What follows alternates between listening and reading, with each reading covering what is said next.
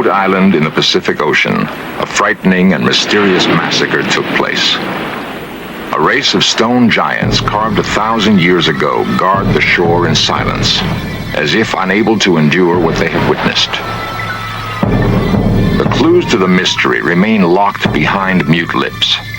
There is no voice to tell who carved the giants and why hundreds of them were destroyed in the Easter Island Massacre.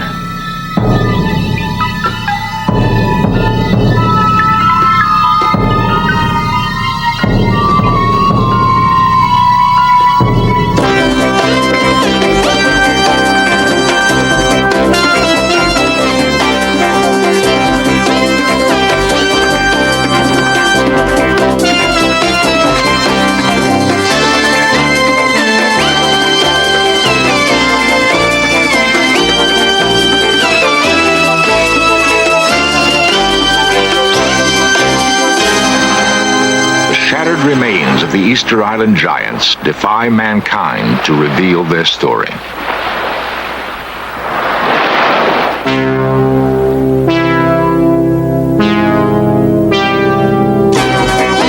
This series presents information based in part on theory and conjecture. The producer's purpose is to suggest some possible explanation, but not necessarily the only ones, to the mysteries we will examine.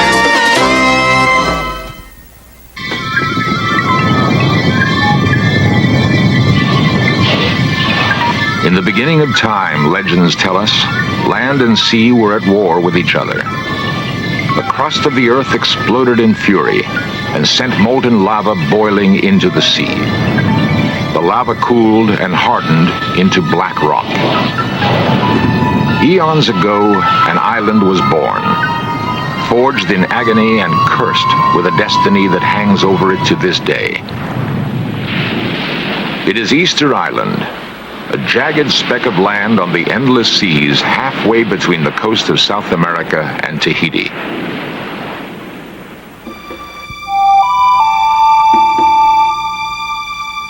Easter Island is perhaps the loneliest inhabited place on Earth.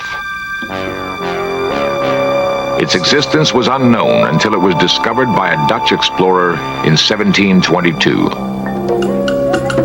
The Dutch ship landed on a warm and balmy Easter Sunday.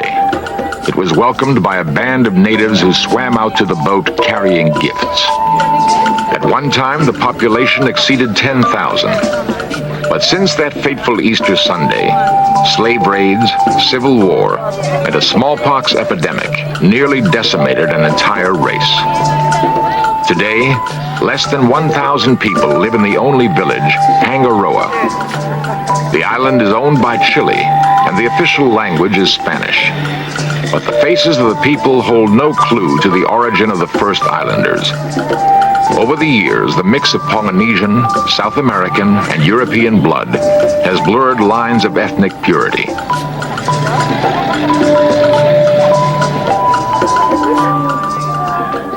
It was on Easter Island that mankind had one of its most curious ideas. No one knows who had it or why. But the inhabitants of that lonely island undertook what is perhaps one of the most amazing engineering projects of ancient time. They did not build pyramids or tombs. Instead, they carved colossal stone idols in the likeness of man. The stone figures of Easter Island are so massive, their size is difficult to grasp. Standing beside them, a person becomes as small as a fly speck. Statues range between 30 to 80 tons of solid volcanic rock. A small one is equal to the weight of 1,000 men and stands as tall as a 2-story house.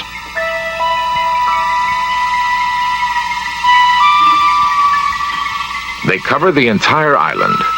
Each has a unique character, some morose and brooding, others almost comical.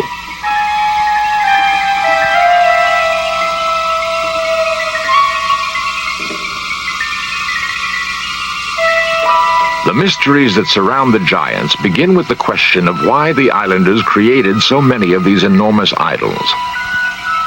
It is as if their fear of life was so terrifying, they needed a multitude of gods to protect them. Even more mystifying is evidence that many statues appear to have been systematically massacred. Some savagely decapitated and mutilated. A ritual murder seems to have taken place. No one knows who did it or why.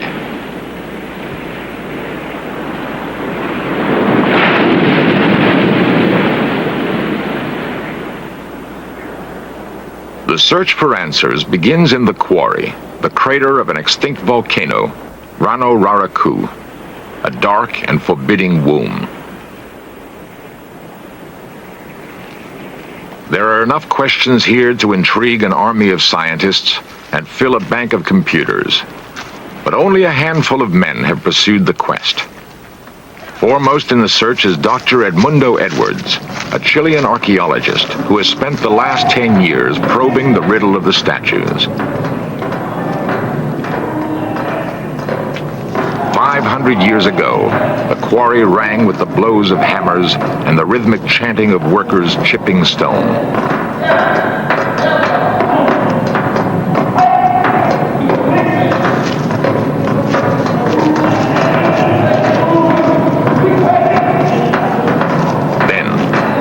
Suddenly, work was abandoned. Half-finished forms are embedded in the side of the volcano, ranging from embryos to fully formed young gods. Some are difficult to discern because their contours have merged with the crater.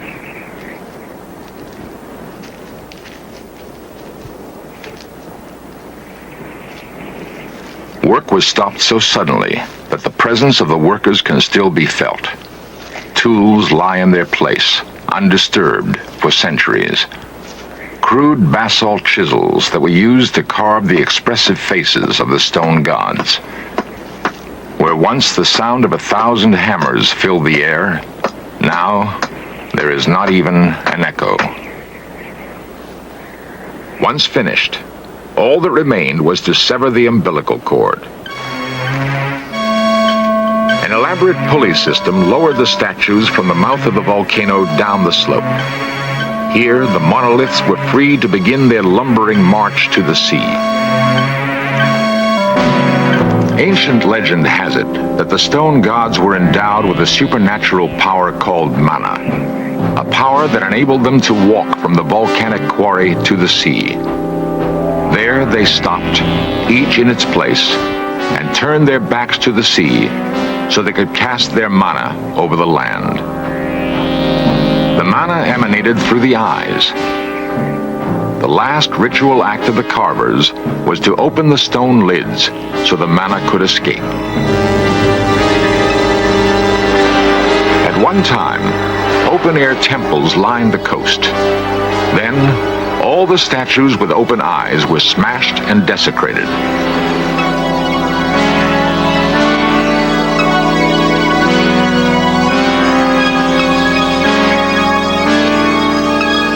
The work of restoring the monoliths has only recently begun. Mario Aravallo is a topographer and one of the prime movers in the restoration project. According to the most recent count, there are over 500 battered giants on the island, and many are in the final stages of degeneration.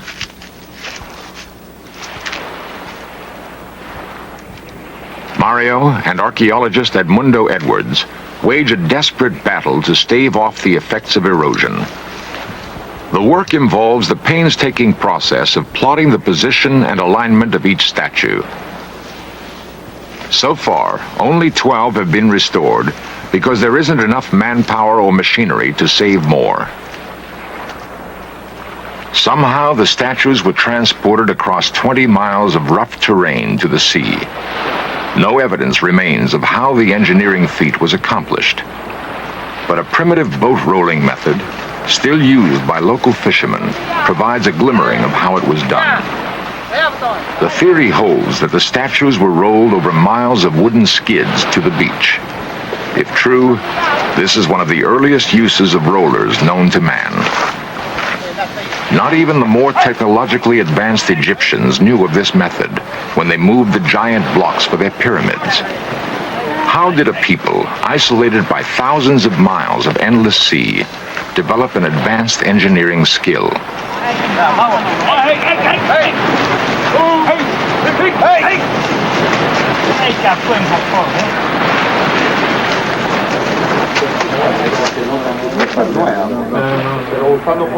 The riddle of how the statues were moved has challenged many men to come up with a concrete solution. Diagrams illustrate what the ancient method might have been. For Roberto Forster, a local engineer, the theory of the giant rollers is not enough. He swears he can demonstrate a more practical method. He calls his invention the fulcrumista.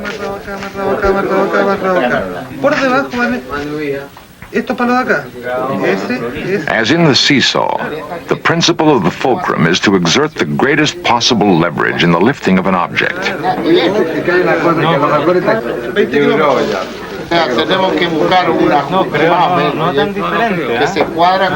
In an experiment executed on a small scale, Roberto intends to move a 5-ton stone to prove how a 50-ton giant might once have been transported. Roberto prevails on the mayor to gather a workforce for his project. He vows he will solve the ancient riddle once and for all. The mayor has doubts, but agrees. The experiment is scheduled for tomorrow morning.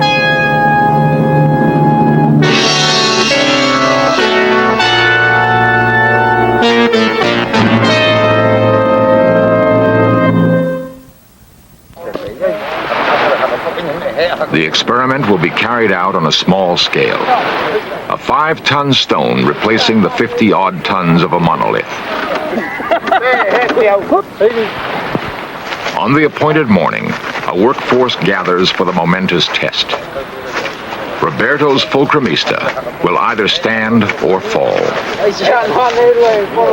Edmundo, Mario, and even the mayor himself have joined in the effort to put to rest once and for all the question of how the statues were moved.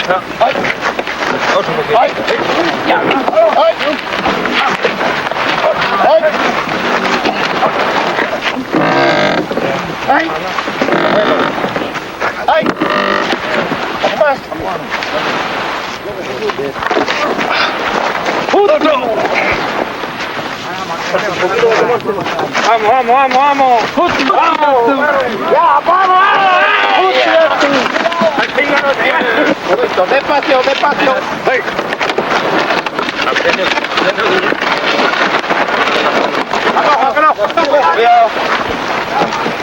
A fiasco.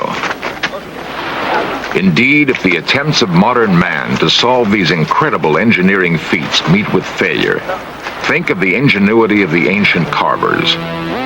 One may well wonder if the peoples of those early times did not have gifts that have been lost to us. The secret remains locked behind stone faces. Faces that remind archaeologists of another face staring out over its mountain kingdom. The place is Tiahuanaco, Bolivia, an ancient civilization built on a bleak plateau in the Andes. Stone gods, separated by 4,000 miles and a span of at least as many years. There is no evidence that there was any contact between the two cultures, and yet the features bear an uncanny resemblance. With what common spirit might they have been invested?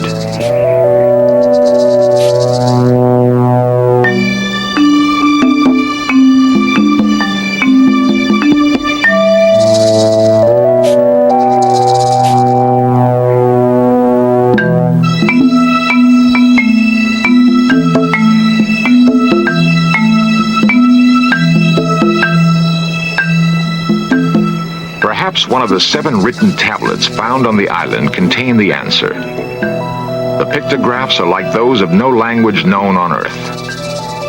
They have not been decoded, but anthropologists believe they tell a dark and bloody tale.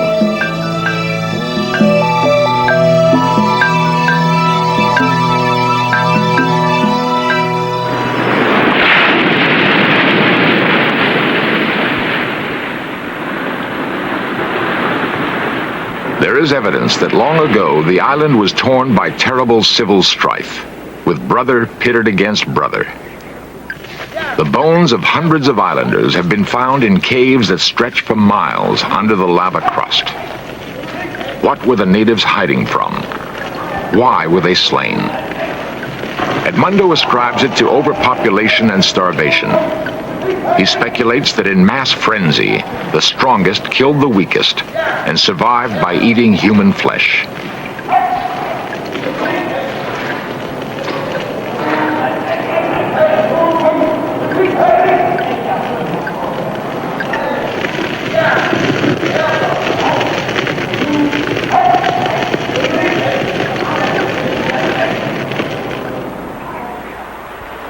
The survivors set up the worship of a new god, the Birdman, who dove on his prey from the sky. Folklore has it that on the first day of spring, the strongest men would swim through shark-endangered waters to the tiny island that lies offshore. They would search the crags for the Manotaura egg and swim back, carrying the prize in their mouths. The first man back was proclaimed king for 1 year.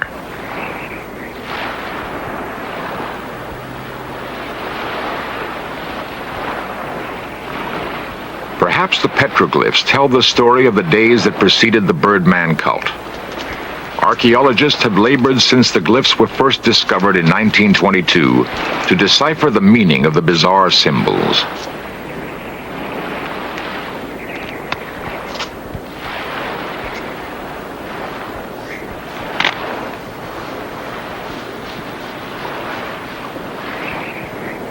The chalk paint accentuates the designs, but cannot unlock the meaning of the curious etchings. Only a tragic face remains as an emblem of past events. ¿Qué cosa mil? 10, 20, 30. Ya. Hanere. The strongest clues seem to lie in the myths and legends handed down by word of mouth over the centuries. Tani. Juanito Huera is a noted linguist who understands many tongues. Persona viene por el cerrado. Y no me tiene más a la crack, ¿cómo se va? Es hatui. The old woman begins to chant a tale about a war between the long ears and the short ears. Vaina, y te vas tú.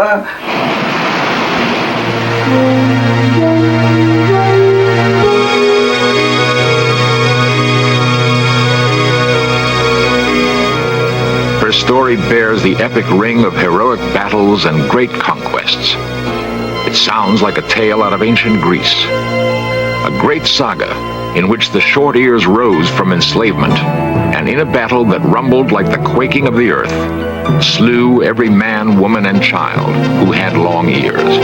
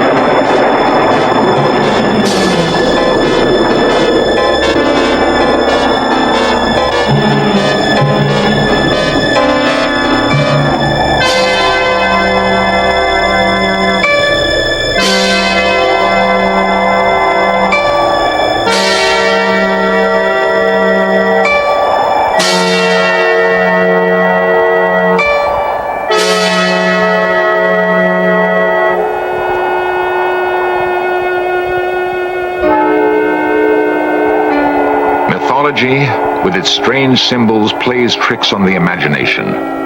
But it springs from real events that once occurred. And there is little doubt that the events on Easter Island have been bloody and tragic. The tragedy was matched by the fate of the islanders and provides a final clue to the Easter Island mystery. History records that thousands of natives died under the guns of their conquerors and from the dread diseases brought with them.